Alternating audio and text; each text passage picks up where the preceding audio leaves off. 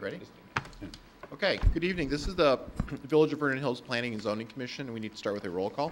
Chairman Morris. Here. Mr. Ballou. Present. Ms. Cotton. Here. Mr. Hesner. Here. Mr. Heidner. Here. Mr. Mulcrone. Here. Mr. Gorog. Here. We have a quorum. Okay. This evening we have consideration of case 13-09, a petition filed by McDonald's USA requesting first to amend the existing special use permit and site and landscaping plans. Secondly, to approve as part of the special use certain variances. Thirdly, preliminary and final approval of site and landscaping plans. And lastly, preliminary and final approval of the architectural elevations and signage plans. The property is currently owned by McDonald's Corporation, is Zone B1 General Business, and it is located adjacent to the Hawthorne Hills Shopping Center at the southwest corner of Milwaukee and Town Line. Okay, who's going to speak on behalf of the petitioner this evening? Good evening, Mr. Chairman, members of the Commission. My name is Hal Frank. I'm an attorney with the law firm of Meltzer, Pertil, and Stell. I'm pleased to be before you this evening on behalf of the petitioner, McDonald's USA, LLC. I would assume at this point that you're all very familiar with the restaurant. It's been there for a few years. What we're here to do this evening is to share with you in detail the plans for what McDonald's calls a major remodel of this restaurant, which, as you know, has been here for over 30 years. What is being proposed has been done and is being done all over the country, so I'm sure you've seen some of the new modern restaurants that McDonald's has now constructed. One of the main focus points of the proposal this evening is to create a double drive-through, which relates to the need for this is being generated by a fundamental way in which operations have changed over the years at McDonald's from when they first started and they spread through Chicagoland to where they are now in terms of preparing food for the customers. So they found that one of the most important things is to get the order into the restaurant as quickly as possible. So all over the area, if you drive by the McDonald's, you'll see this is what they've done, is they've created a second drive-through lane, a second ordering point. The drive-throughs, as you all know, in a facility like this are special uses. The special use for the existing drive-through was approved many years ago. So what we're seeking this evening is an amendment to the existing special use permit to allow for this adjustment.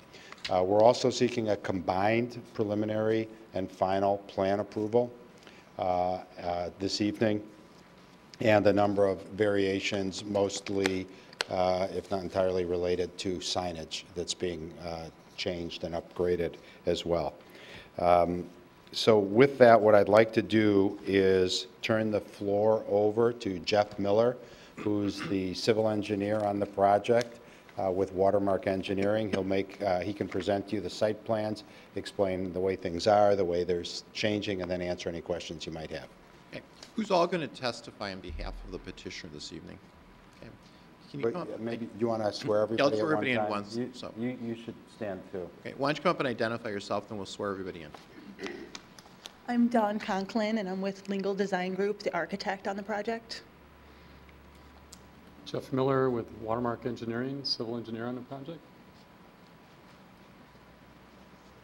Good evening. Anita Thomas, area construction manager with McDonald's Corporation. Good evening. Ernie Masucci. I'm the president, chief operating officer of the franchise Mackesy Investment Company. Anybody else? Okay. Whoever's going to testify, if you could raise your right hand, please. We ask you swear or affirm that the testimony you're about to give before this commission of the Village of Vernon Hills shall be the truth? Yes. Okay. Mr. Miller, I think you're on. All right, thank you. The primary rule is you need to speak from one of the microphones, either the stationary ones or the handheld. Okay. Okay? And if you stray, we will yell at you. Very good. As Hal said, my name is Jeff Miller. With Watermark Engineering, we've done the site plans, the landscape plans, the site signage, all the site-related items we were preparing, and then Dawn at Lingle Design Group did everything with the building. So I'm going to do an overview over the site part of it, and I'll be referencing the PowerPoint presentation here, as well as the staff report that John put together. I do want to make one note before I get into us too far. I want you to be aware that this PowerPoint presentation and these drawings here are a little bit different than what were in your packet. I want to make sure you have the latest and greatest. These have incorporated some slight building changes, and I want to pass these out so you have the latest information. Basically, the only thing that's changed is on the front facade of the building. There's a awning or a trellis with open metal grating that's above the windows, and that is a little bit shorter and shifted over. So from a site plan standpoint, it didn't change anything other than graphically we moved that grid over a little bit, and then it shows up on the elevations that are shown here in the perspectives on the PowerPoint presentation. So just take a minute and I can hand out these drawings that have been revised.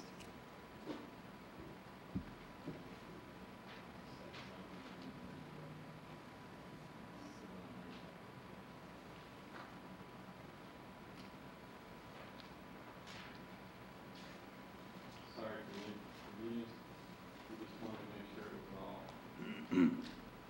correct.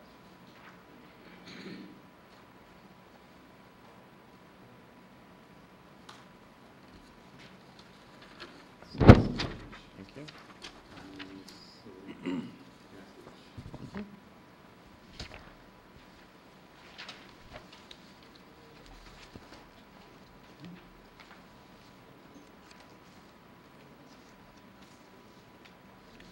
Did you put that order waiting sign on this site plan? That, you remember that sign we talked about? Yes, it's in the package. It's not on the site sign drawing. What is this, a mystery sign? No, it's right there. That's where it is. So this is totally in lieu of what's in our packet? It'll look almost exactly the same except for that trellis on the building facade. The front building facade got moved over and it's a little shorter. But you gave us all the engineering? Correct. I gave you the whole whatever was submitted before. That's in that packet. All right, okay. Right. That's the site engineering. The elevations are shown in the PowerPoint presentation, which should be in front of you because that's the updated one.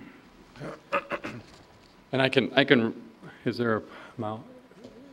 Where's the pointer? Here it is. This is what I'm referring to right here. Can you see that? That yellow trellis. In the previous drawings, it was shown a little bit further. What happened? A little bit further to the east, across the door that's on the corner of the building, and now it's not. It's only in the over the windows on the what we call the arcade, that stone arcade archway across the top. That's the only difference in the drawings. So not hugely substantial, but it does change the drawings, and we wanted to make sure you had the latest. All right, so we're all familiar with the location of the site because it's been there for so long. Southwest corner, Milwaukee Avenue at 700 North Milwaukee Road. And as Hank said, or excuse me, as Hal said, we are adding a side-by-side drive-through. That's the most significant thing, as well as reskinning the whole building and changing the look of the building to rebrand it. In our PowerPoint presentation, we have the as-built site plan. That's what's out there today, showing you the existing conditions. And then here's our proposed site plan. This is what I'm going to be referring to mostly today. Okay. And the southern portion of the site right here is where all the work is happening. Pavement, hardscape, and that kind of thing. We are enhancing the landscaping throughout the whole property. We were asked to go out with your landscape technician and walk the site, look at plants that are in need of replacement, and as well as bare areas, things that maybe have died out. And so that was communicated to us, and we reflected that in our landscape plan that's in your packet. And that's throughout the site. We are not modifying the site road sign up in the front corner. We're modifying the landscape bed around it. We're not changing the grades or anything. There's a detention basin that wraps through there. We're not going to impact that. It's merely an aesthetic change to the landscape bed around that sign. Signage on the building will be, or is proposed to be modified, as Dawn will go into in a little bit. And then we have some site signage that we will go into in more detail here in another slide for the menu boards, and then all the drive-through equipment through the drive-through area. So let me scroll down to the next one, which is just an enlargement of this. In the existing condition, and I'm going to scroll back to along the west side of the drive-through area, there are parking stalls there that so people would park there and then they'd walk across this area into the building. And what we are doing with our proposed plan is eliminating those parking stalls. And the reason I note that is that this whole area now, from this point where you enter the drive-through back and around the building, there are no parking stalls or pedestrian interactions that are going to take place. And so I think that's a big positive for what this drive-through is doing to the site.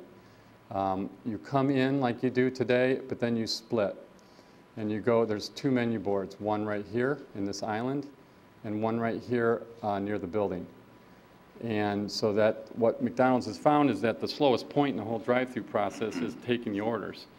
And so they thought, well, if we double that opportunity, we'll be able to push more cars through the drive-through. And so that's what they've done, and they're doing it all over the place, like Hal said. And so each one of these stations will need another menu board. Therefore, that's why we're asking for the second menu board. Today, they use a different type of menu board that is able to change the menu for breakfast, lunch, dinner type of thing. And so that's the only menu board we have to choose from.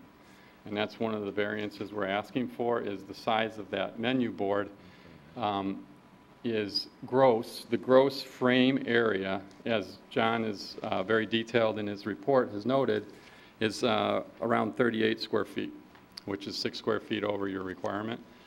And what I've done is looked at it in more of a detailed breakdown, and I got another exhibit for that.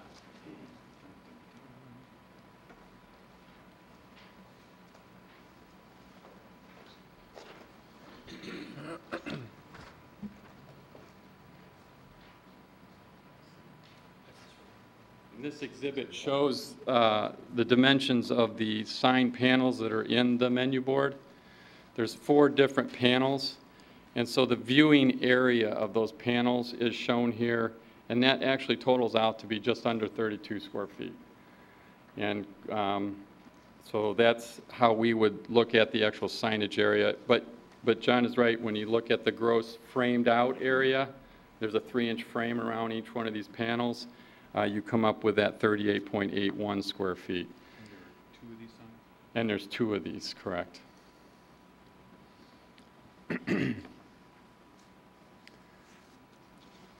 So that covers the one variance that we're asking for.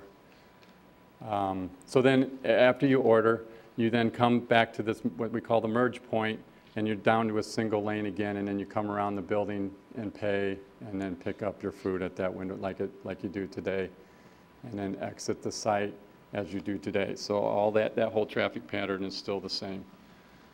The added plus is that we don't have the parking on this side that would interact with that drive-through. We do have a bypass lane. It's right here, this 18-foot bypass lane for emergency vehicles and deliveries and that type of thing. And if somebody just gets stuck behind and they want to leave the drive-through, they have a way to get out of the system. Today, the menu boards are on the back of the building. One's here and one's here. They have a tandem system today. This new side-by-side drive-through will be much more efficient for them. So what we have done is, by changing this curb line back here and losing those parking stalls, we added some landscape areas along this aisle. And our landscape plan, here's the existing as-built landscape plan that we put together for staff. And then here's our proposed plan. And we've beefed up this landscape area here, added a couple trees into it, and then filled in these bare spots that are there today with a multitude of shrubs and perennials, and loaded up the island. And then this landscape island next to the building has a huge variety of plants in there to help for color and to buffer the building. So I think it's going to be a lot greener through this area and a lot more landscape material to help buffer that view of the menu boards. Again, once you're in this area, you're looking for the menu board, you know, but when you're out of the area, this additional landscaping here will help buffer that view. And this is the ring road to the shopping center right here.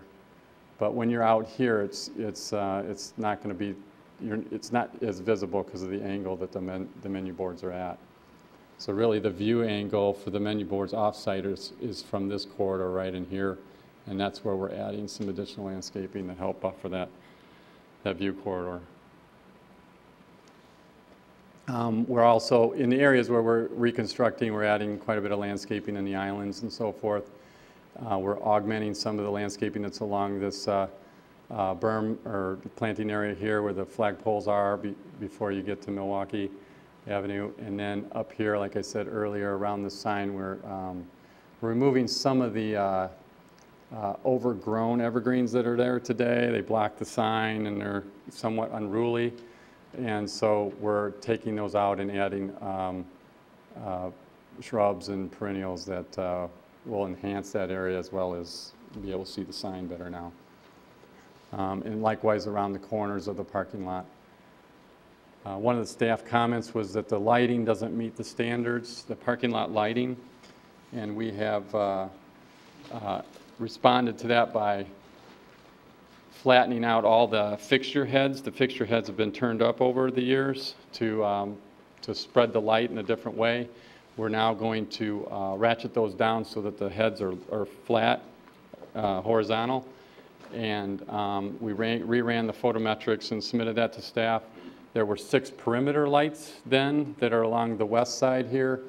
And then there's 2 here, and then there's 2 here. So there's 2 here, 2 here, and 2 here. We had to leave those angled, otherwise we wouldn't meet the photometric standard at the property line. So by angling them up slightly, it'll get that light off the property line and spillage over the property line. But we've fashioned a 3-sided shroud around that head so that you don't get the glare that the tilt up would have. So from a side view, the light's going to come down like as if it were a flat lens. And we reran the photometrics based on that, and now it meets your requirements. And that's what's been submitted back to staff for review. This exhibit here, freestanding signage exhibit, shows where we're proposing the drive-through equipment. I've already talked about the 2 menu boards here and here.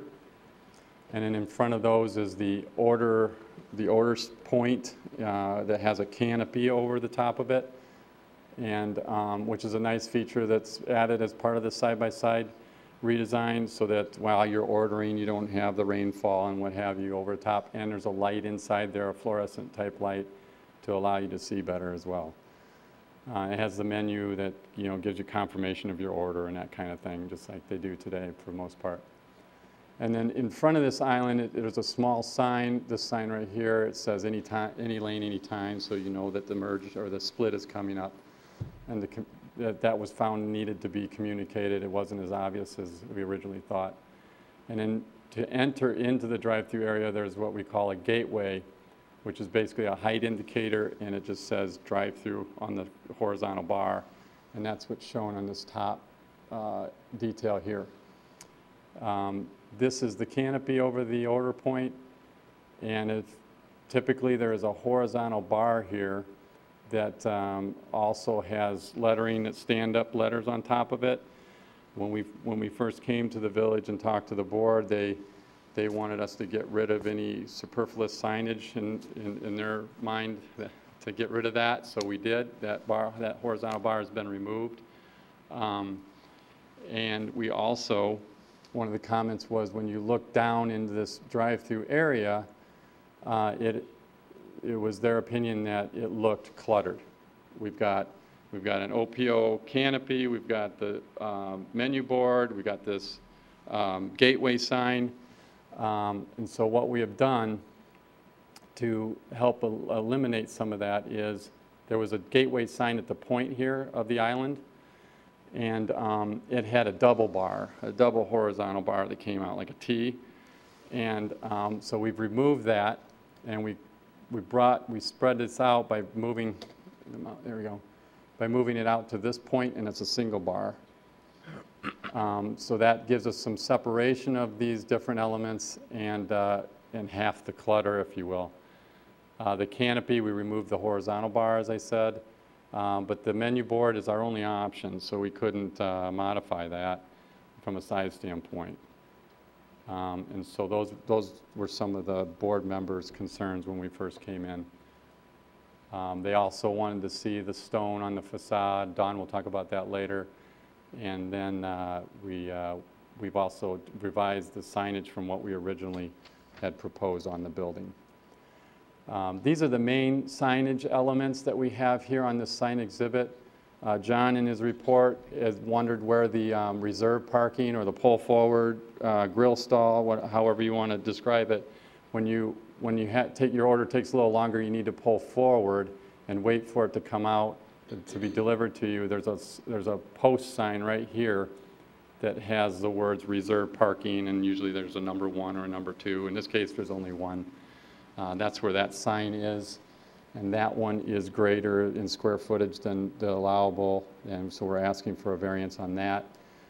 It's 4.57 square feet, I believe, and the allowable is 3 square feet.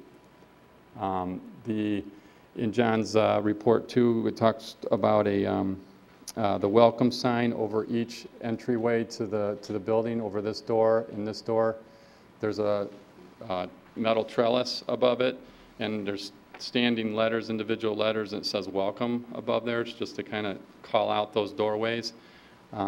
They are 2.7 square feet, I believe, so they fall under the 3 square foot we refer to those as directional signage.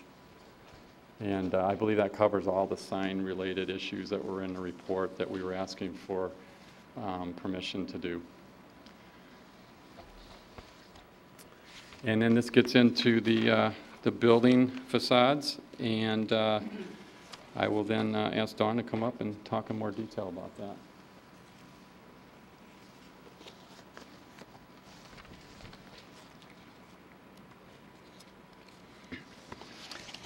This is a rendering that they had done earlier to help show everything that had been done in the drive-through area. So I just modified that to show the updated arcade that had been moved over to the corner. This is our existing floor plan. Store is a little bit dated looking, if you guys have been around there for a while. We're definitely cleaning up the whole entire store, making it look more modern, getting rid of these bays that we had on the front and the side, as well as the vestibule that was sticking out of the building here. When we look at the proposed floor plan, we can see some of the areas that are being done. We're really focused on updating everything to the most current ADA standards. So that's going to be reflected in our vestibule as well as our restrooms here. So those 2 areas are going to be updated. We have updated the whole exterior of the building, where you can see when we get to the elevations, you'll see that we have an arcade, a stone arcade at the vestibule here, as well as in the front of the building. One of the items that had come up for the technical review was requested to sprinkler the building. So we have gone ahead and modified our plans. They will be sprinkled. And we have added a pump room in the front lobby here to accommodate the new sprinklers, as well as a small cash booth addition in the back here to help us get the distance between windows that McDonald's requires us to have at the building. On our existing elevations, we can see we have an existing wordmark sign on our drive-through elevation, as well as a wordmark sign that was on the front elevation of the building. You can see the wonderful bay windows. On our proposed elevations, we have the new stone arcade. We are painting the brick and adding a new ephes and metal parapet where the existing mansard, double mansard roof was. Further on, I do have a material board so that you can see the colors and the materials that those are going to be. I have a word mark sign going along the arcade, as well as an arch logo on this arcade. A new updated word mark sign on the drive-through side, and then an arch logo on the entry arcade. And I believe everything was listed out in the staff report, and they seemed favorable to those proposals. As Jeff mentioned, here's the little welcome signs that are over the entrances, just to let everybody know, hey, this is where you're going to go. And those are 2.75 square feet, so it meets the requirements of being under 3 square feet. This is just more details of our building signages, our arch logos being 10.75 square feet, and our McDonald's word mark being 32.83 square feet. Here are our proposed elevations alongside with what it was existing, so you can see that it is greatly updated and is definitely going to be well received, I believe. You can see the metal band goes around the whole entire store. And then the stone arcades on the non-drive-through and the front of the building. Here's the material board, and I have also brought some materials. One way in the corner? I don't get it. And that's right at the exit of the drive. We have the stone for the arcades, the 2 paint colors where we're going to paint the existing brick and the new ephes above the building, and then the metal accent that you have going along the parapet on the top of the building.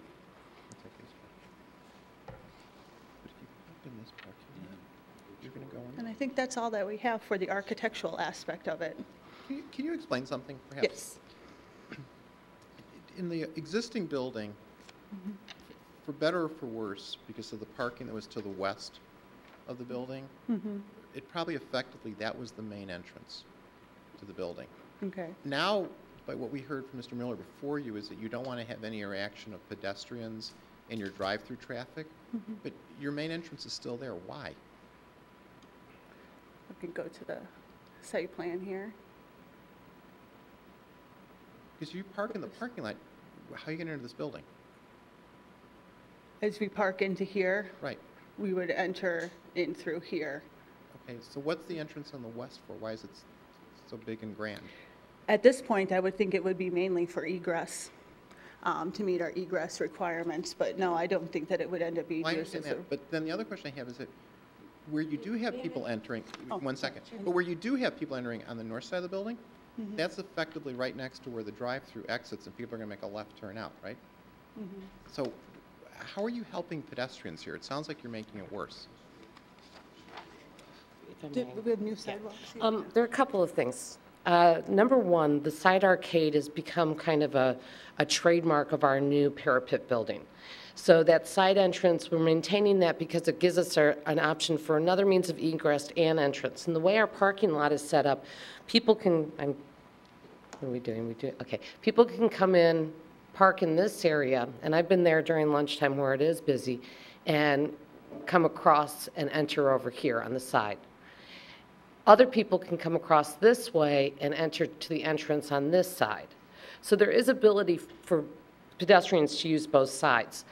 The thing that Jeff was talking about is that there's a mentality on our site with the drive-through customers that, you know, they really want to get their burgers and their sodas and everything else. That by eliminating the parking over here, we're going to minimize some of the issues and potential issues for our patrons. And they're not going to have to be crossing about 3 lanes of traffic, which they've been capable of doing over the years if you go to the original drive or site plan. So this is concentrating all of our parking and our customers that want to come in to the north side where the main parking area is. There's no way ever to get all the parking right on top of a building. So there's always going to be a bit of an issue with things like that. We have been known to add asphalt kind of little speed bumps, things like that, to slow down our customer, or the drivers, the drive-through customers. And that can be done, and we can evaluate that as we make this change and see what happens with people, you know, coming through the drive-through. So that's kind of the purpose of why we're going that route.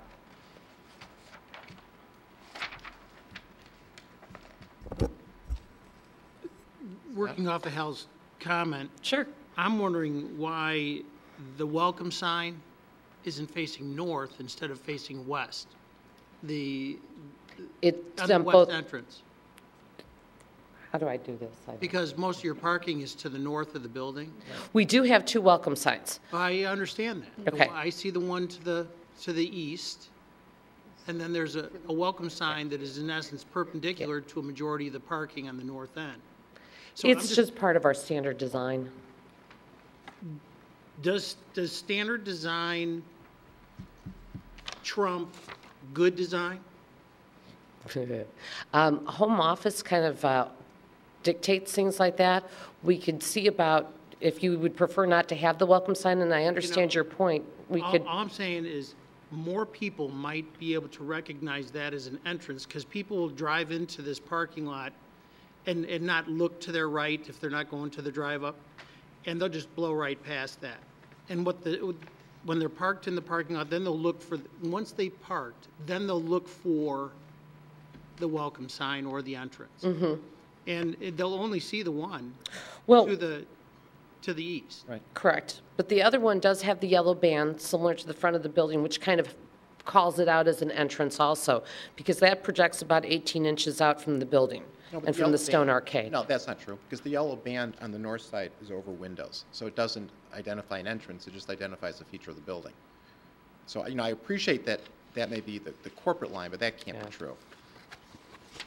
So Commissioner Hesner's point is well taken. I mean, if you're trying to direct people there, you're really not doing it. Unless you really want that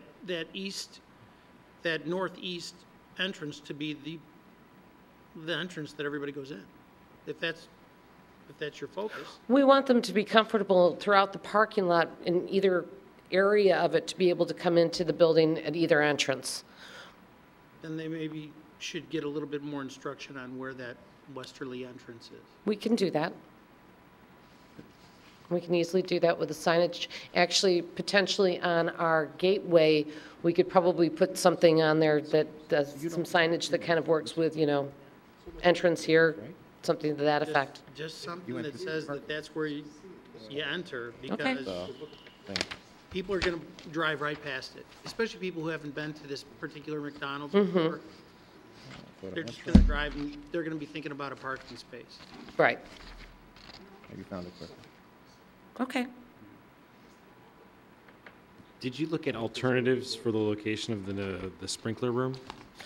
Well, we actually looked at it with our contractor, and the key thing is that the incoming water service is right off that front corner there, comes into the lot there, and we felt that instead of coming all the way down the drive-through to the back and having to try to find a spot with an existing facility, that we are looking to not have the side-by-side or the self-serve beverage bar, that we felt that that was the most cost-effective and Where are we looking? Oh, here. really aesthetically effective way to put it into the building. And what's really nice now too, and we haven't gotten to this point, is the graphics and the designs that we put within the buildings now really accent, and we can do something nice with that where it doesn't look like it's just a big closet in the front. And I'm assuming, are you losing seating with the elimination of all the bay windows and adding the sprinkler room? Minimal. The seating over there by where the sprinkler room will be, we're losing no seating. The reconfiguration, excuse me, is there a floor plan with seating or no? The reconfiguration with the bays, we'll lose a little bit, but not substantially. There we go. It'll be actually much more efficient with the new seating layout. Over here. Okay. Just wrap around. And also, too, the bathrooms, the way that they're going to be reconfigured, those are not encroaching on the existing dining at all either. So we're not losing seating with the new reconfigured ADA bathrooms. I just have a few more questions. Sure. On the site, the renderings of the elevations show asphalt drive-through, but the plans show concrete. Yeah. Yeah, that's incorrect. The plans are correct. So it'll be concrete, is that Yes. just a bare concrete, or is it stamped or stained? No, or- it's just bare. What we found out with stamped concrete is that you have a very difficult time controlling it. Not that anyone handicapped would be going through it, but the bumps and things like that, they're raised too much. So it'd be just a medium brush concrete. Okay, and then the brick, are you painting just the brick, or are you painting the brick and the grout? The brick and the grout, Brick and the grout. yes. And then on the stone, is that, because I know samples are always different, is that the mechanically fastened panelized system, or is it the 2-inch adhered?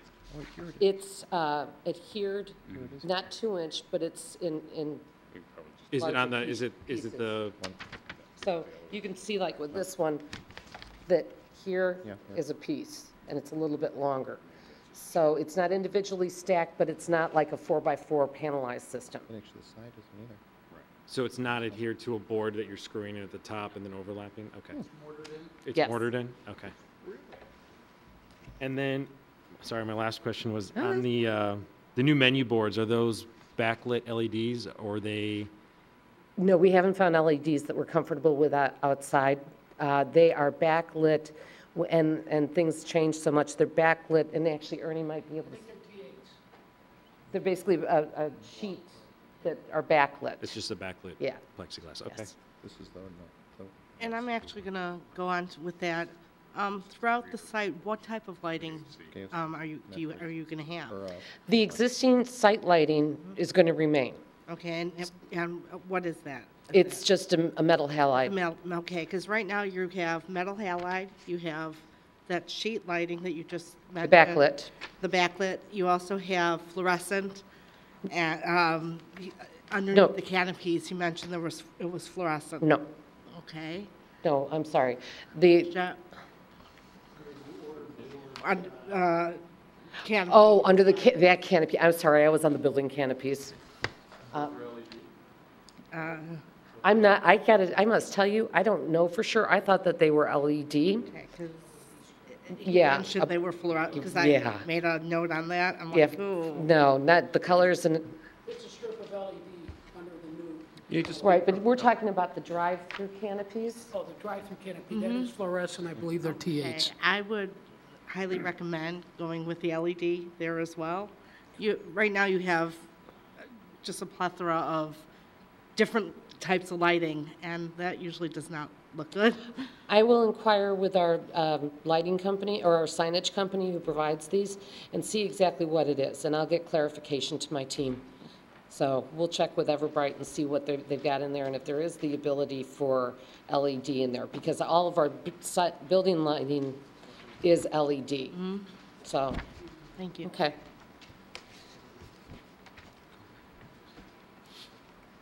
How effective has that, I'm looking at the entrance to the drive-through, that sign, the The pole. gateway? Yeah, is that what it is, the gateway sign?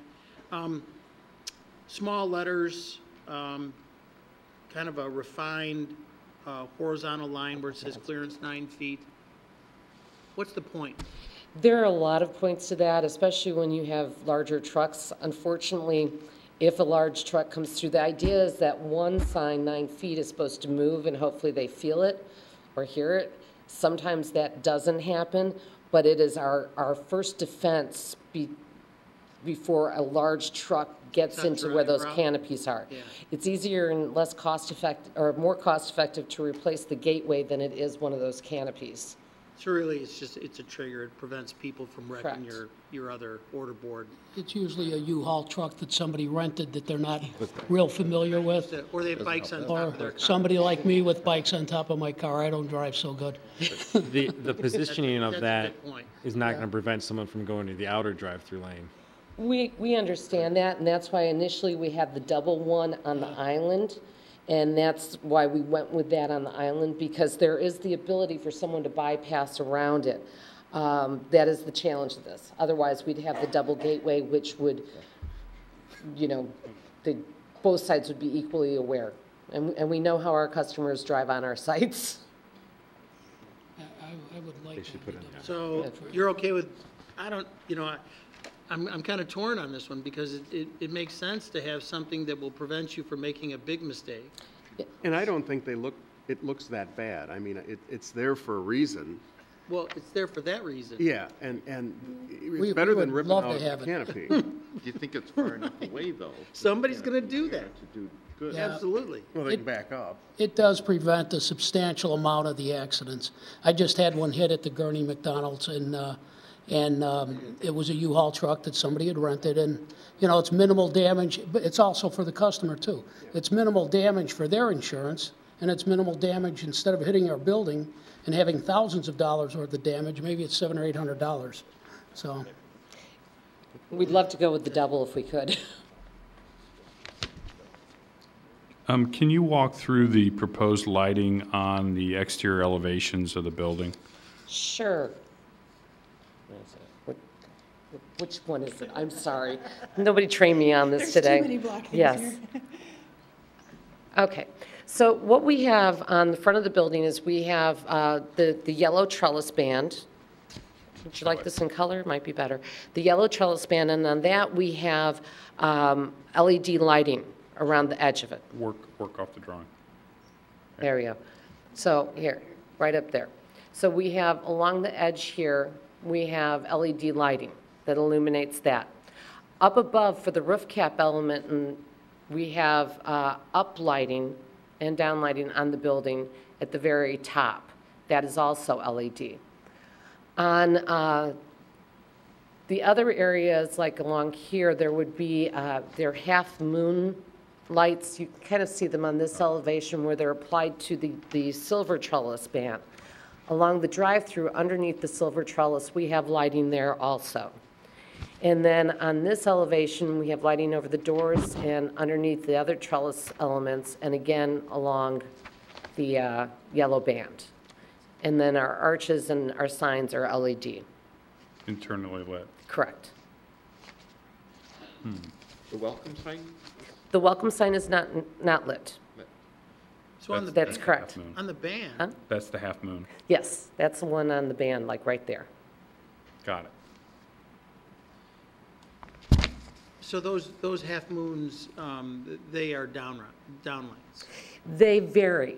What we like to do for the safety of the building and our crew and things like that is in areas where there's no overhang, like over this door, just to illuminate the backside and get a better lighting, I like to do up and down lights.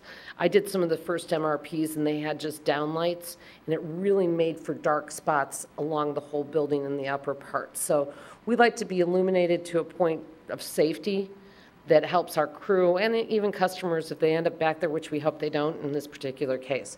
So if we're not underneath a trellis that extends out, we're doing up and down. Otherwise, just down.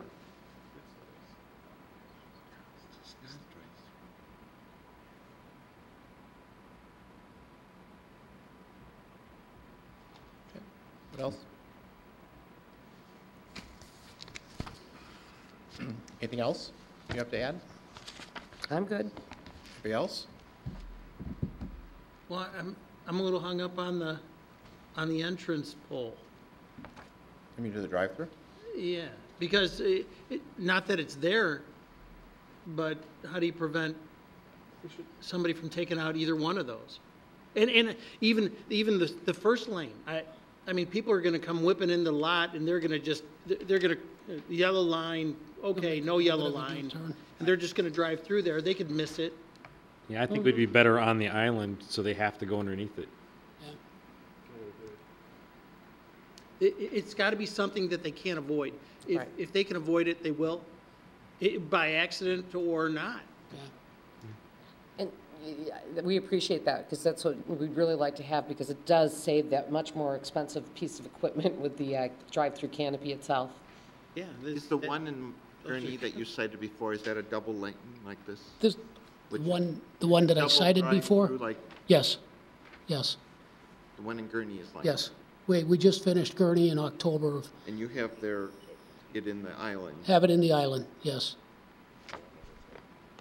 I think So it's, that was sufficient enough warning to give them, so they didn't hit both of them? And I've had numerous locations where they've had the single like this, and, you know, You get it up and the first day someone hits it, virtually, or in the first week. And so it's a great thing to really slow down our customers. Well, I don't think you're going to be able to avoid the outside one, somebody taking out that outside one, because it's just a line.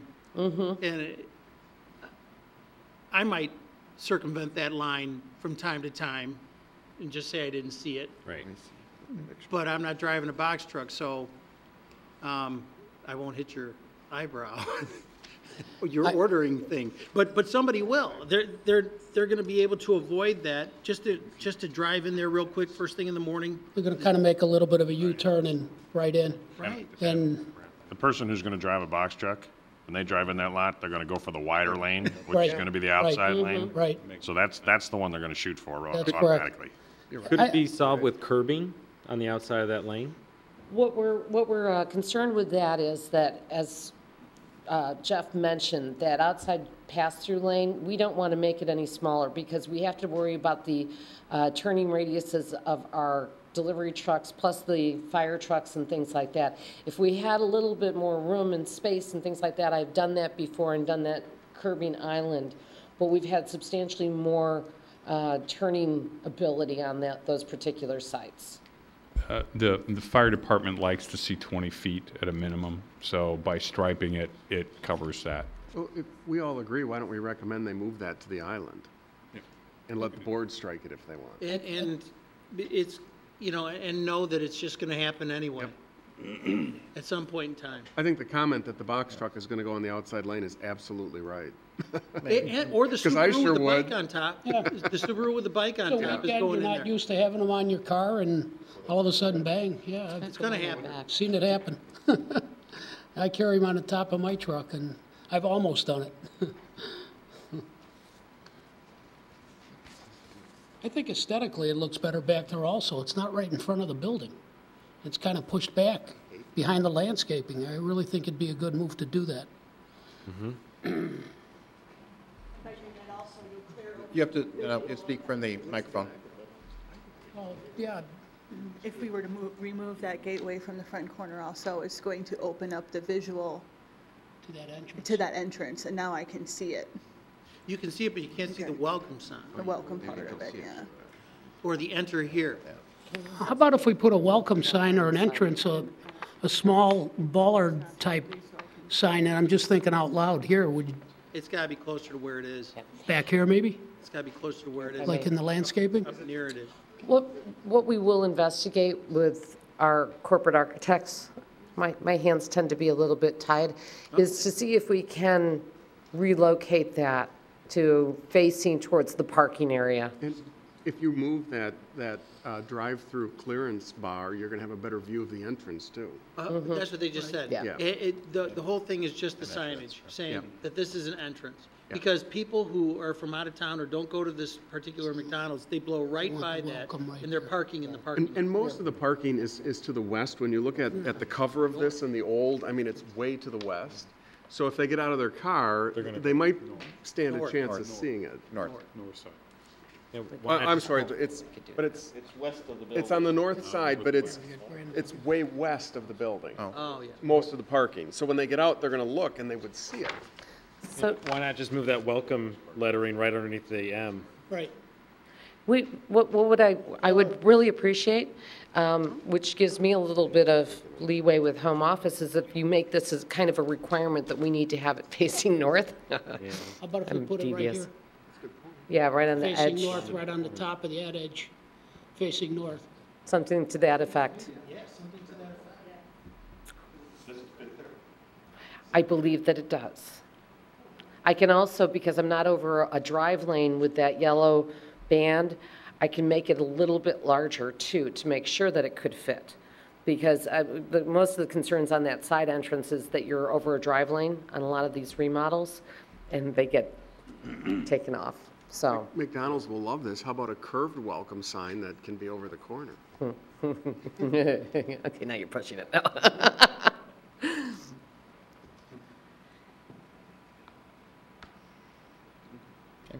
Anything else? I actually have something. Great. On the north elevation, one of the variances is to have 2 wall signs One of them is McDonald's, the other one is the logo. And there's also a logo on the, I think it's the west elevation. Yep. And these logos are 10 3/4 feet. They're huge. I do not think that having the logo on the north elevation along with the wall sign saying McDonald's is necessary, especially at 10 3/4 feet. And I, Is it?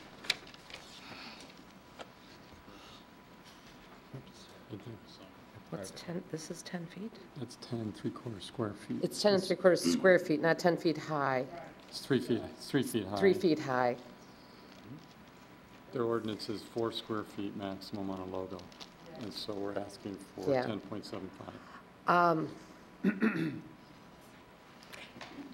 It's one of those things, McDonald's is an impulse stop.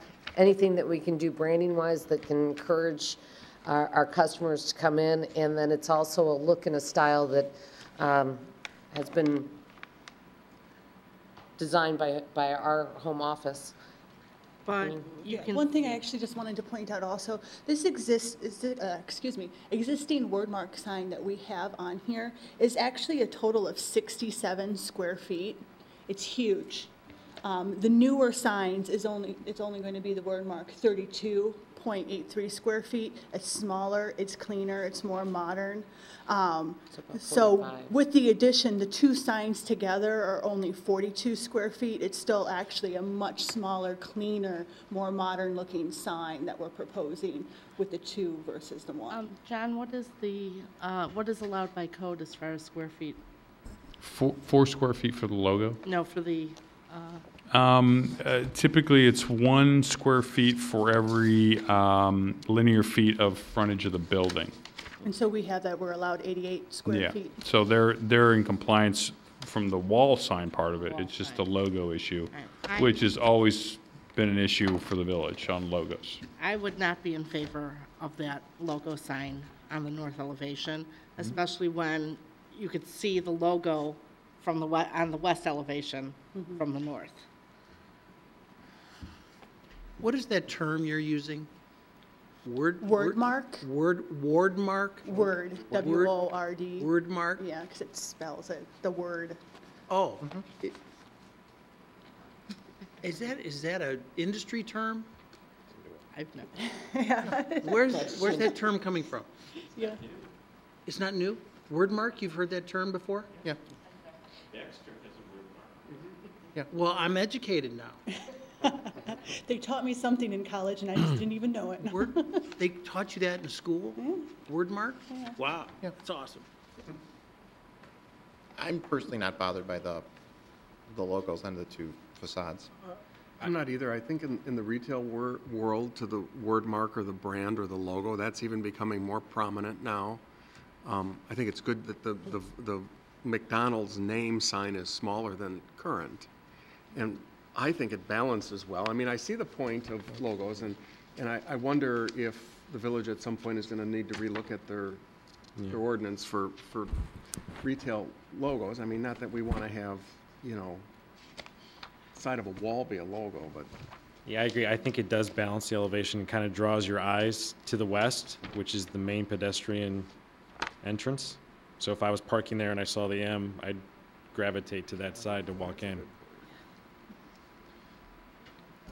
I guess my only comment on the logo is that if this wasn't a special use permit application, they would be going before the Zoning Board of Appeals to ask for variation on this. That's why you're considering this as a part of the special use.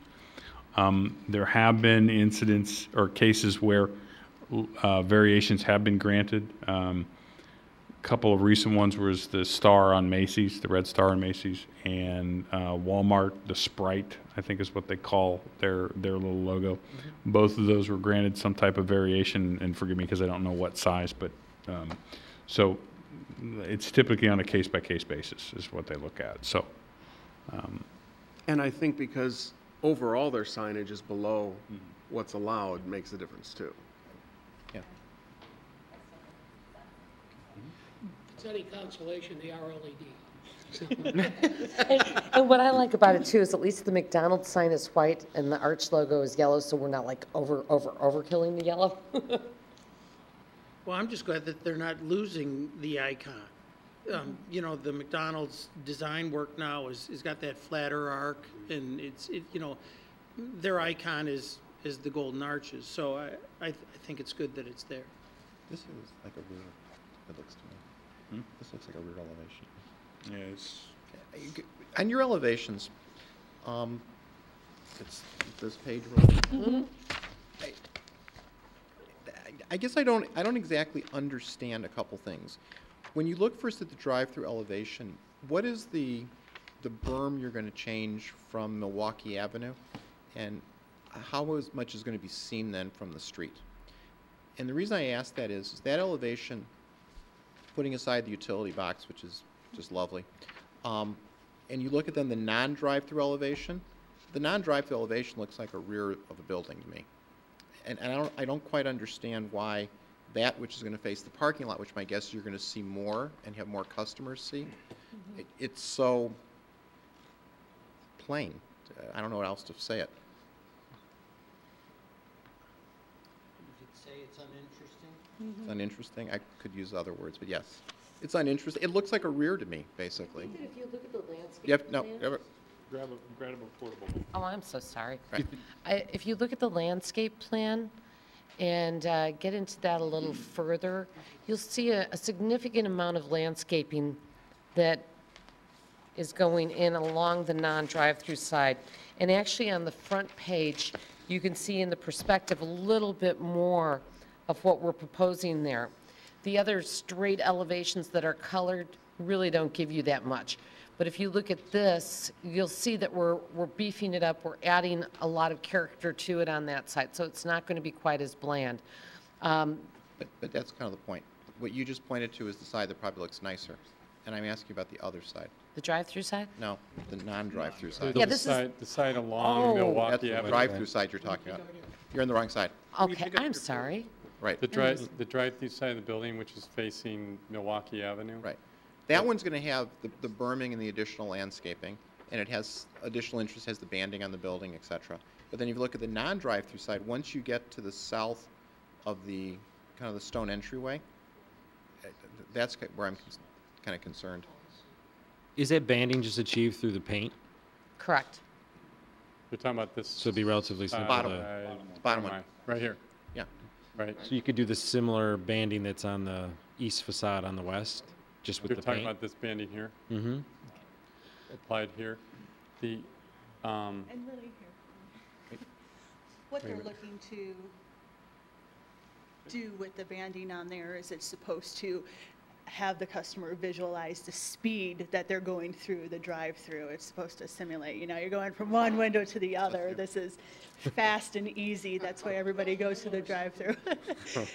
These are the things that they come up with in corporate, you know, that they have us do on the building. And another reason why that they have, it does look a little more drab on this side of the building is we don't want our customers going to our storage entry, our things. They don't really need to go to this portion of the store. So they want to draw a lot of interest where they want the customers to actually be. But I assume you've Front been of out site. to this particular site.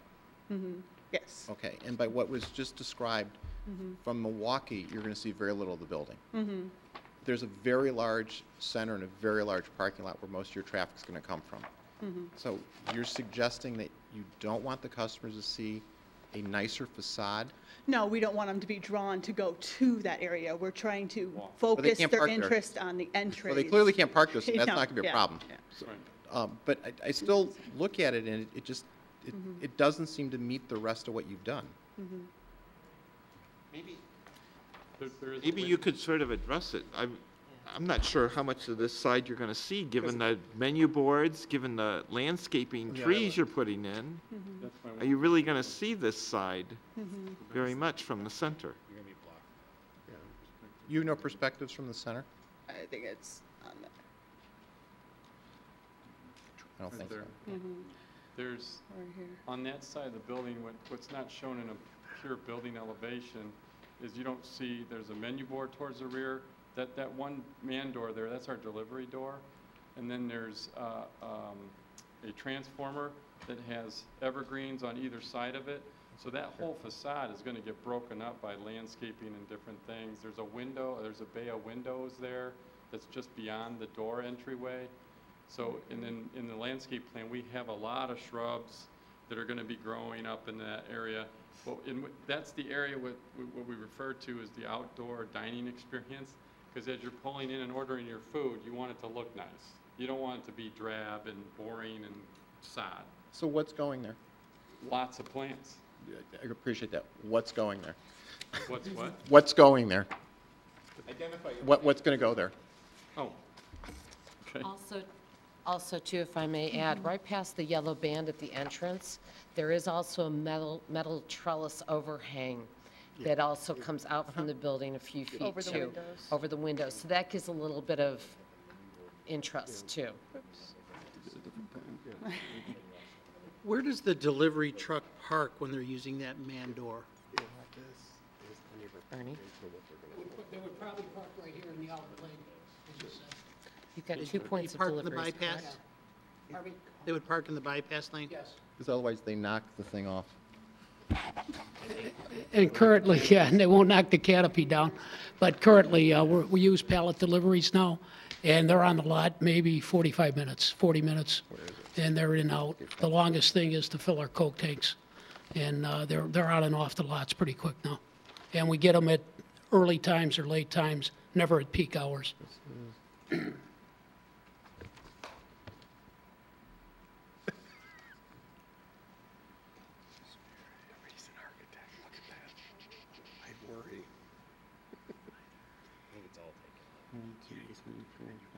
There's 7 different species of plants going in along there. There's drop seed, prairie drop seed, which gets to be about 3 to 4 feet in height. There's fountain grasses. That's on the front side of that planter area. Then the shrubs that are coming in are, hang on, I'm looking for the codes. Yeah, there's some Johnson blue geraniums. These are all for color. And Most of the year. God, it's ugly. they But- are, Okay, but as we've regrettably found out, box we're not in the south. junipers. So what's going to be there most of the year? Well, there's boxwoods, there's junipers, so there's deciduous as well as evergreen mixed in there. And then in the foreground, there's the color with those perennials that I was just naming off. So some of these perennials are going to grow in the summer. They're going to be in that 3 to 4 foot range. The shrubs behind them, they could get as high as 6 to 8 feet. The evergreens, but most of it's going to be lower than that. It's going to build up towards the wall to break that scale down on that wall. And then you've got the window on as you're looking at that wall, you got the window that's to the left of that. So you're going to have light in the nighttime there to break up that facade. You're going to have the silver band along the top. That's approximately 8 feet tall, is it? The silver, the banding. So you've got 8-foot banding. You've got, around 6 feet of evergreen backdrop. And then you've got some boxwoods in front of that are going to be in that 2 foot to 3 foot at the most range. And then you got some lower stuff in front of that. And the lower stuff has the color for the summertime. But, now it's going to be white. It's going to be frozen and dead. But, but that's winter in this area. Can I add one thing, too, about the landscaping? My company just purchased this McDonald's in August of last year from a previous owner-operator, and I don't want to be negative, but we'll do the landscaping and take care of the landscaping. And if you look at my Gurney stores, my Gurney Mills restaurants, even my Waukegan restaurants, when we're in the city and there's not a lot of landscaping, we still have a lot of color. We take care of it. If something dies, we replace it. We just don't leave bare spots. We've done this because we knew this was coming, and we wanted to make sure that we got it right the first time as opposed to going out there and planning a whole bunch of stuff. That's one of the first things we noticed when we toured the restaurants that we just purchased from the previous owner-operator was we needed to do a better job on the landscaping, and we'll do that. You can, my company operates 46 restaurants in Lake County in southern Wisconsin, so up to Lake Geneva in Delavan, Wisconsin. And if you've been in Lake Geneva, we re-landscaped the whole hillside, and I've got some crazy ideas on some things too that we've done. But I don't want to do that. I've done waterfalls on a few, but they don't work in the wintertime, so. Okay. Anybody else?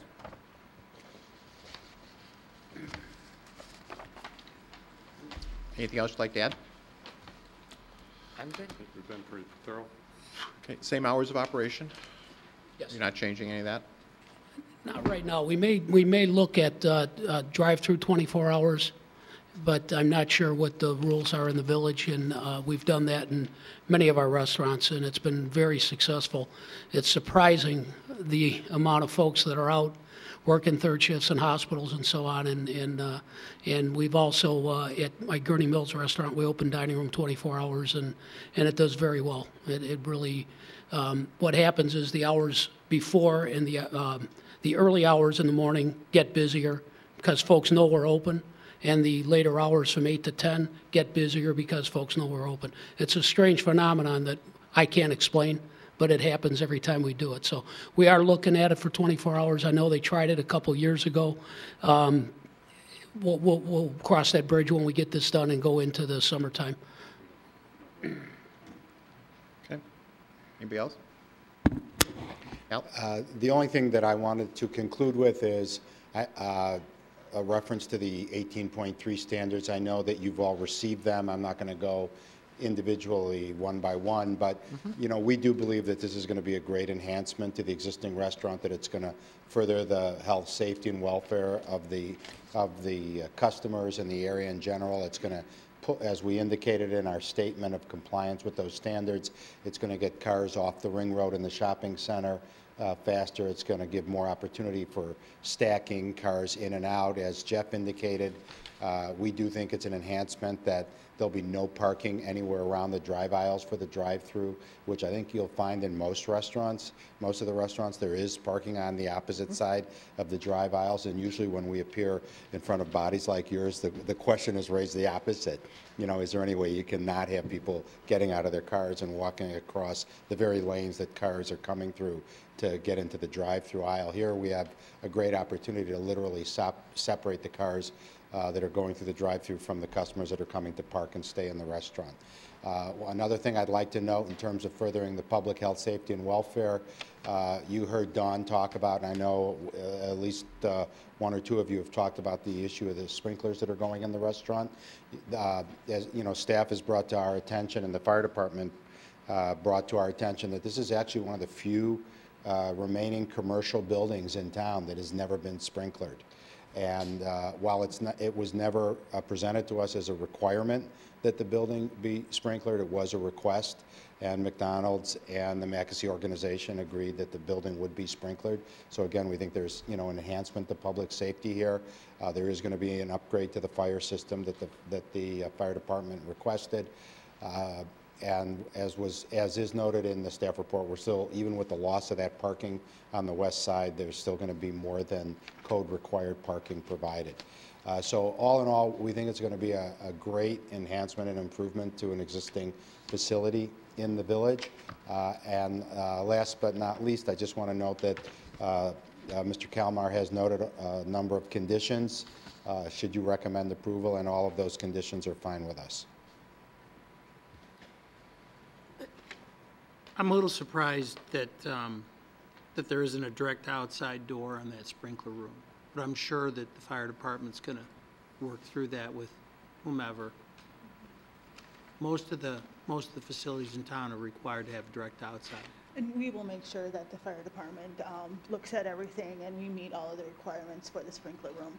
It is very preliminary right now because we have not gone to the final mechanical and electrical drawings, but okay. We'll let you guys know if anything does come up that will affect the exterior of the building.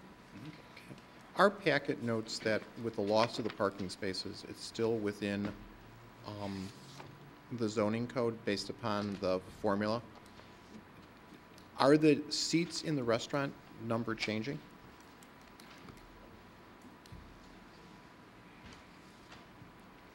We haven't finalized our dining room plan, so I can't really give you a 100% answer on that. It's about 90%. Not sure if we'll add seats. By the time whenever we've redone dining rooms to meet the current ADA standards, you usually lose some aisle space that's currently there. So it's pretty much a push. It might change by a few, but I don't see it changing by very much. So the dining room portion of the building is remaining, you're not expanding? Not expanding, but we are going to remodel it. No, that I understand, yeah. Yes. Okay. Yes, and just to clarify too, about 65 to 70% of our sales are drive-through. So it's amazing the amount of cars that go through as opposed to folks that, like I've never been in my bank, so I always go through the drive-through, so, you know. If that's the case, is there sufficient stacking before you stack people out in the lot then? Yes, with the side-by-side, absolutely. Because you're talking about 7 cars, it looks like. Yeah, absolutely. That's enough? Absolutely. Even at your rush hours? Yes. Yes, you'll be surprised how quick they'll go. Okay. Okay, we do have the 18.3. This is a public hearing, and I know there's one person who hasn't spoken. Does anyone want to speak from the public with respect to this? Or apparently you're with who you're sitting next to. Okay. And with that, we can close the public hearing portion. Is there any other comments from the commission? I just think that the Welcome Point Gateway sign should be double and moved to the island. I agree. I'll be the naysayer. I don't know without knowing what it looks like, because I have this vision of this T thing in front of it, and I'm not sure what that's going to be. So from my standpoint, if you were going to propose that as a potential change, I'd like somebody to look at it first rather than That's just what put they it up. originally were proposing, is that correct? But do they have something with them maybe that? We're checking right now, Donna's checking to see if she has an image of the double. And it is really just The that same, only and has its- flipped on the other side. It has one bar here and same bar here. And drive. And then that any lane, any time is mounted right here. And can that arm be adjusted to be on a different angle because you're entering these drive-ups Yes. kind of on a 135-degree? We will verify that they can be, but I've seen them where they've appeared to be that way. Not just perpendicular? Correct. So if you could describe it, it's going to be this with effectively a yellow bar to the left, Correct, same. Yeah, and it's going to say clearance 9 feet on both sides and drive-through on both sides? correct. Is that the intention? Yes.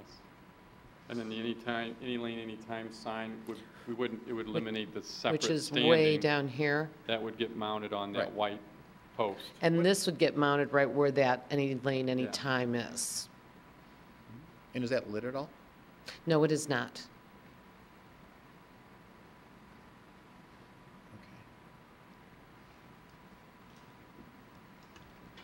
Okay. I guess what do other people think with moving it to the island? Well, you know, it's one of those things is, you know, you're damned if you do, you're damned if you don't.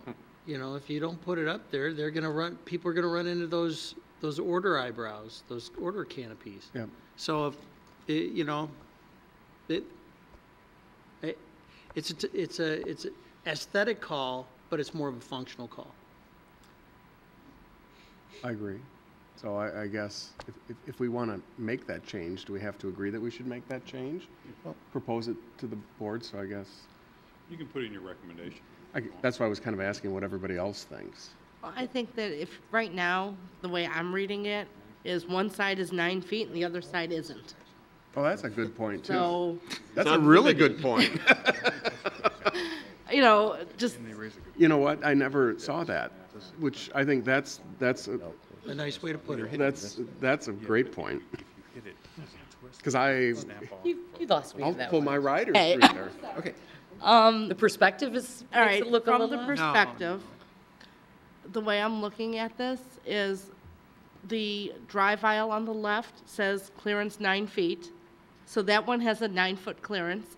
The other one isn't giving me any warning So that must be, Gotcha, gotcha, yep. That's a good point. Yeah. I'm looking for a picture of it. What are these these white flatbed standards that they sit on? What's the white material? Metal. If we're going to start moving stuff around, can that white material be clad the same way as the brick on the building? For a more No. upscale appearance?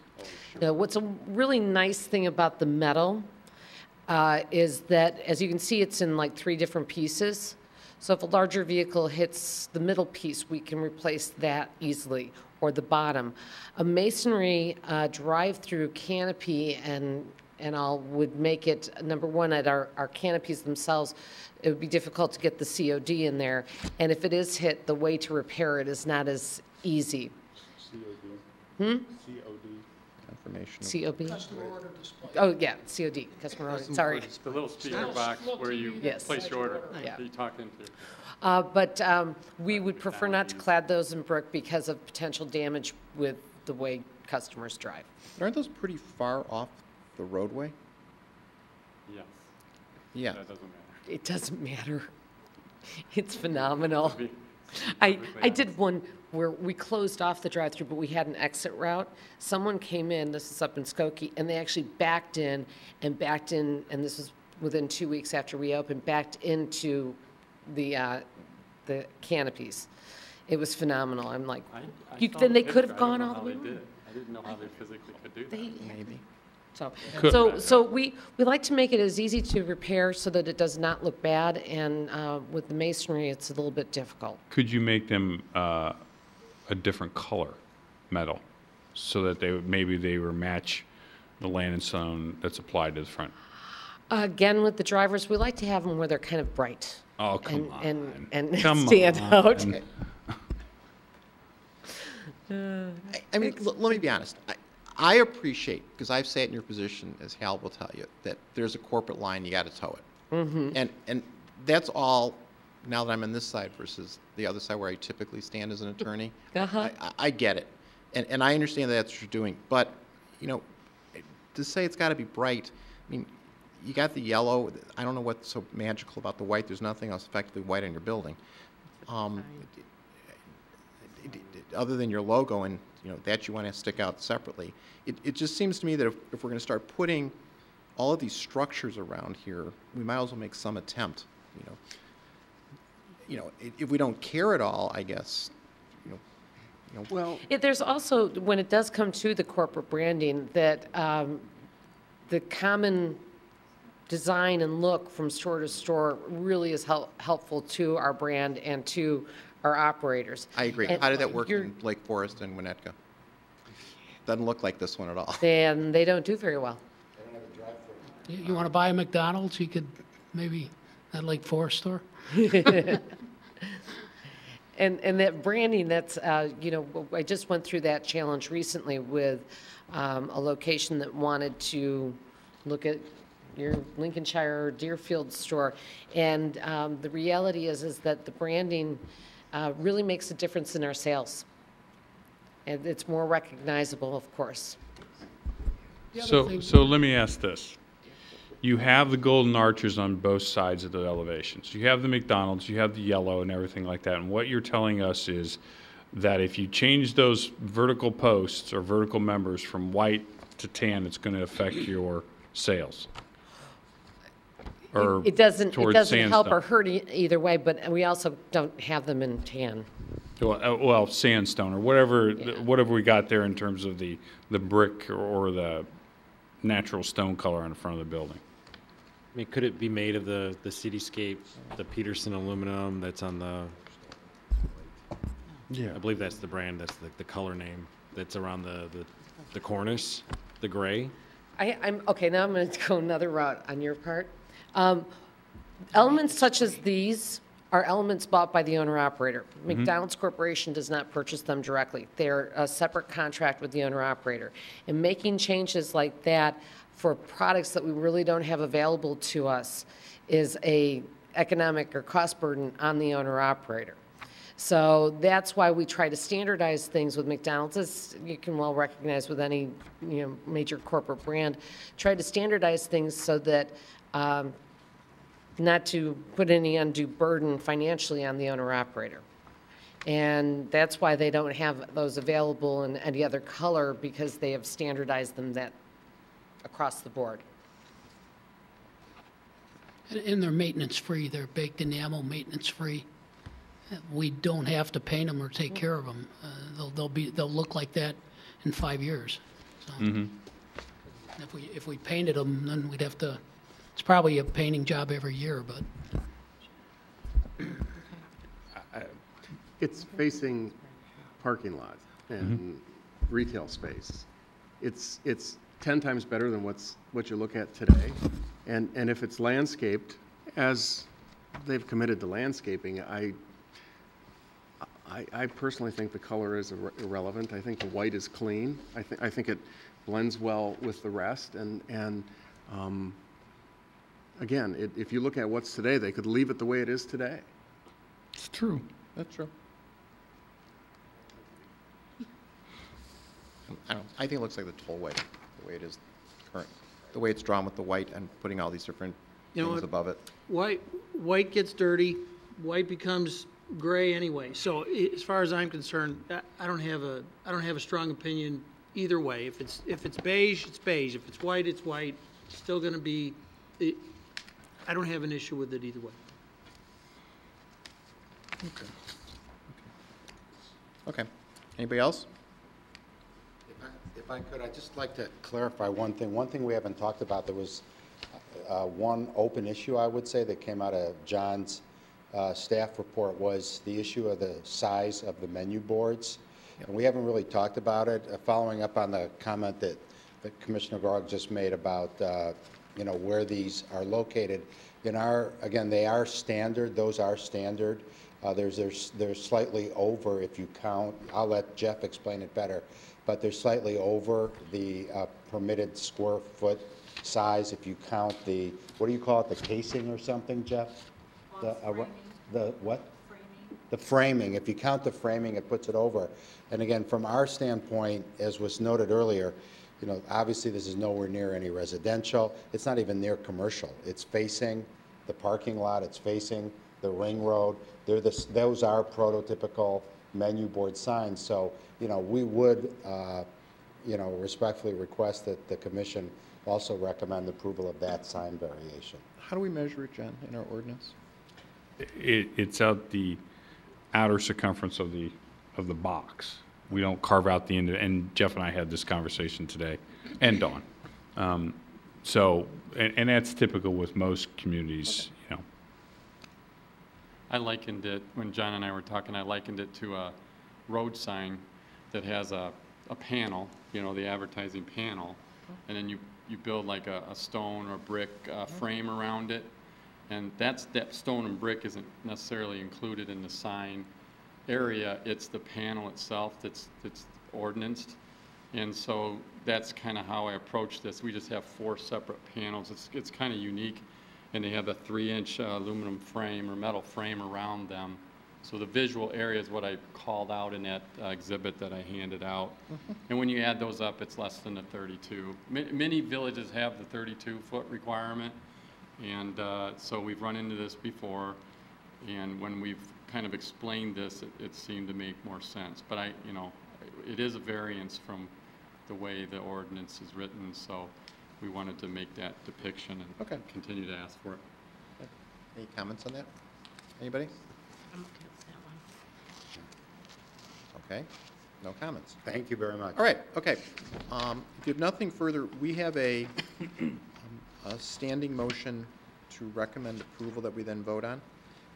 Do we, John, need to vote on the variances separate, or are they going to be part and parcel of everything? Well, I think that's your choice. If there's a difference of opinion, I mean, Jerry's talking about the logo difference, and I don't know how anybody feels about the board, the menu board. So So maybe just for simplicity, we'll do the variances separate. Right. Okay.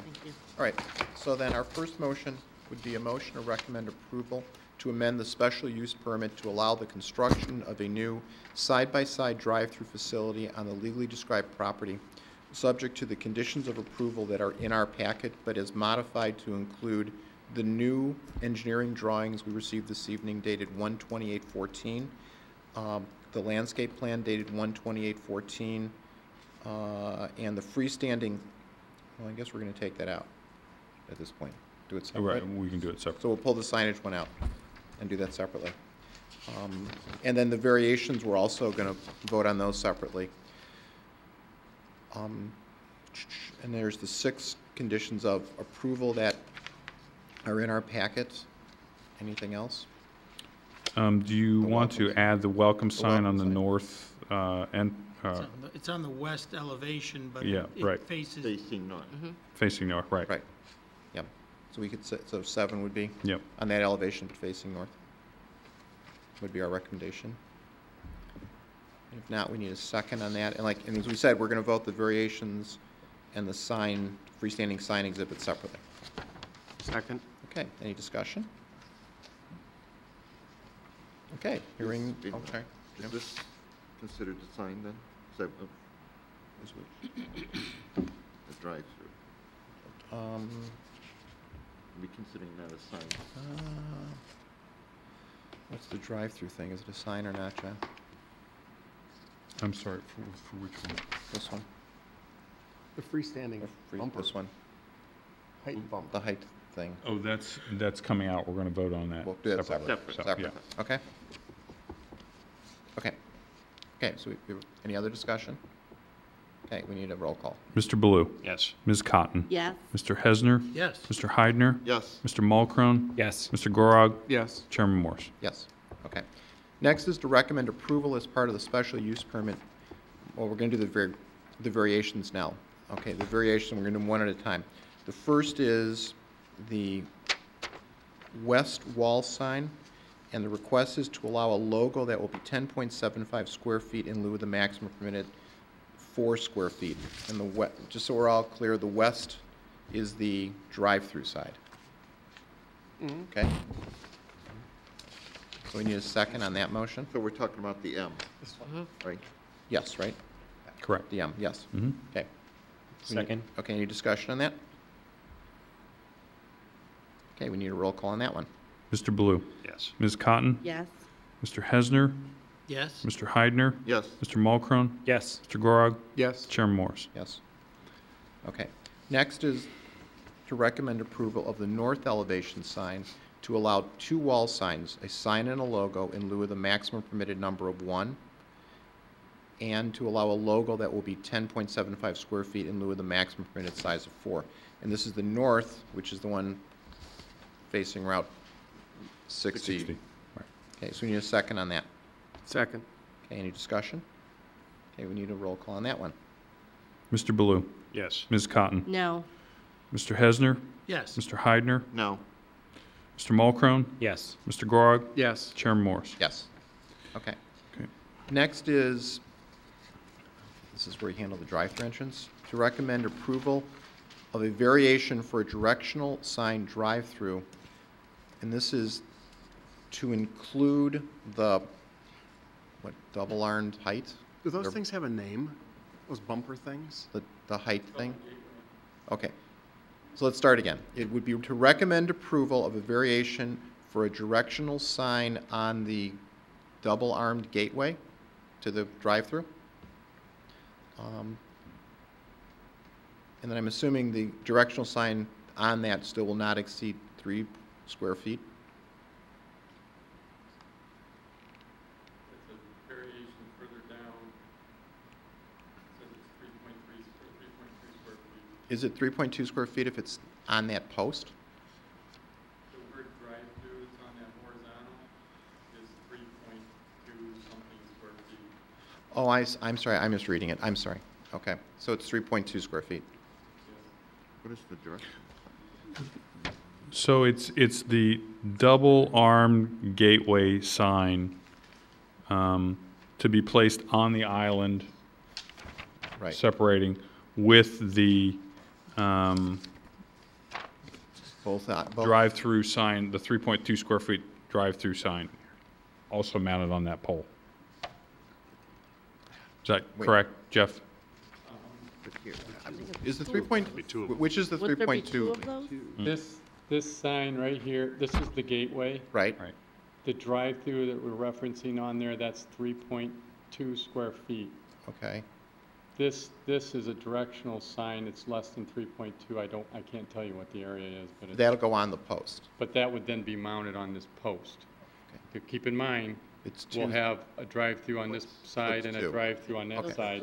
Okay, so the motion would be a variation for a, what do we call it again?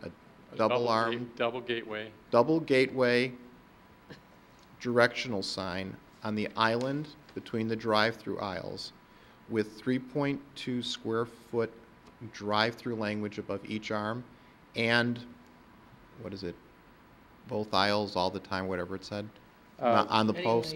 Any lane, anytime? Yeah, Not being a separate sign, but on the post, correct. correct? Yes, Okay, That's the bollard detail, correct? correct. yeah. Okay. Okay. Everybody got that? I'll We need a second that. Okay, Jerry seconds it. Okay, so we need a roll call on that if there's no discussion. I wanted to read what it said. So that includes moving it to the island? Yes. Right, Correct. okay. Mr. Gorog, Yes. Mr. Mulcrum, Yes. Mr. Heidner, Yes. Mr. Hesner, Yes. Ms. Cotton, Yes. Mr. Baloo, Yes. Chairman Morse. No. And I'll explain my no. It's no without knowing what it really looks like, with both signs and the landscaping around it. Yeah. So, okay? Thank you. Then, are those all the variations? The menu board, Which one now? the menu board. Oh, the menu board, okay. Your request for a menu board is a variation to allow two menu board signs that are each 38.81 square feet, okay, in lieu of the permitted size of 32 square feet, with your explanation that it's 31.32 square feet of text, for lack of a better word, right? Okay. So it will be a motion to recommend approval of a variation to allow two menu board signs, one for each drive-through, that are each 38.81 square feet in lieu of the maximum permitted size of 32 square feet. Okay, we need a second for that. Second. Any discussion on the menu boards? Okay, we need a roll call. Mr. Gorog, Yes. Mr. Mulcrum, Yes. Mr. Heidner, No. Mr. Hesner, Yes. Ms. Cotton, Yes. Mr. Baloo, Yes. Chairman Morse. Yes. Okay. Are those all the variations you're looking for? Okay. Okay. Next is we have a motion to recommend preliminary and final approval of the proposed amendments to the site and landscaping plans, subject to the conditions of approval that we've already discussed. Those are the 1 through 7, as well as the revised dated plans. So we need a second for that? Second. Any discussion on that? Clarification, we would add back in the freestanding signage exhibit Good point. dated 1/29/14. January 20, we would just add that in as a part of the conditions. And which is that then? That's the thing, that's the sign That's plan this that one? passed out tonight, yeah. That's this No, one? it's this No. one. It's this one right here. Oh, As amended, this one. So it's just where they are, not what they are? correct. Okay. That's right. And that would be as amended with the previous variations granted for the double-armed sign. Right. Okay. Yep. All right. So we need a we already seconded it? I think Do Jerry- not have a sign. Oh, Jerry? Oh, I thought I did. Jerry thinks she did. My bad. We'll let her do it. Okay. Read it again. It's to recommend preliminary and final approval of the proposed amendments to the site and landscaping plans, subject to the conditions of approval in our packet, and now including the freestanding signage exhibit dated 1/29/14 for location, with the amendment of the double-armed, what did you call it again? I'm sorry. Gateway to the drive-throughs, right? Yes. Okay. And that's what you seconded, you think? Yes. Okay. Okay, we need a roll call if there's no other discussion. Mr. Baloo? Yes. Ms. Cotton? Yes. Mr. Hesner? Yes. Mr. Heidner? Yes. Mr. Mulcrum? Yes. Mr. Gorog? Yes. Chairman Morse. No. And it's no because without knowing the landscaping and the specifics of that double-arm sign is the only reason I'm voting no. Okay? Then lastly, we have a motion to recommend preliminary and final approval of the proposed amendments to the architectural elevations and signage plans subject to the conditions of approval, and that includes the freestanding signage exhibit as well as the relocation of the welcome sign on the west entry to the north face, whatever you want to call it. Is that correct? Did I get that right? Okay, we need a second for that. Second. Okay, any discussion? Okay, we need a roll call. Mr. Baloo? Yes. Ms. Cotton? Yes. Mr. Hesner? Yes. Mr. Heidner? Yes. Mr. Mulcrone? Yes. Mr. Gorog? Yes. Chairman Morse? No, but for the same reasons. Got it. Okay, anything else we've missed? I think we got everything, right? I'm sorry, did we discuss or vote on the directional sign that reserved grill stall as you leave the drive-through? Is that it? That's Oh. called reserved drive-through. It's 4.57 square feet in lieu of the 3. Where is? If you did, I didn't catch it. So DT Wait, where? 4. Which one? It's this one right here. If you look, Oh, the little, yeah, standard Yeah. thingy. What's the page? pull forward bollard sign detail, it's on DT-4 in your original packet. Like way at the back. Yeah. Here it is. It's like 3 from the back. I think. Yeah, I don't think we have it in the PowerPoint. What's staff's recommendation on this one? The engineering plan set. Whoops, sorry. I mean, I know where it's located, I guess, Oh, I see right there. I guess I'm okay with it. I don't see that it's significant. How many signs are there? One. Just Just one? directional. You're just putting one out there? Yeah, because there's only one stall that we can fit in there. It's that pull forward when you're taking too long on the order, Yeah. kind of It's like, special orders. at the drive-through right before you get to the parking lot you're talking about? right. At the end of the drive-through before the end of the It's when parking lot? somebody orders the plain hamburger. Yeah, I guess, So are they Right there, okay. are they eliminating the one that used to be on the other side? yes, So it's gone? and then it's. Okay. the sign It's right goes here. like that. The little, and there's no logo on this, correct? No, Okay. it says reserved drive-through on it with the number 1. Okay. And it's option But A, it's not the yellow. movable one. Oh, in the ground, correct. LED. Yes, sorry. So we're approving option A, not the others. That's right. yes, just option A, It'd be just one sign. right? Okay, so then we would need a motion to approve as an additional variance, the pull-forward bollard sign listed as option A on DT-4 dated 1/9/14. Is that correct? Yes.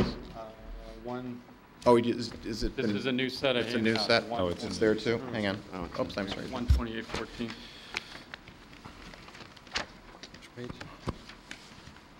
Okay, so it would be a motion to recommend a variation for approval of the pull-forward bollard sign, option A, on DT-4 dated 128.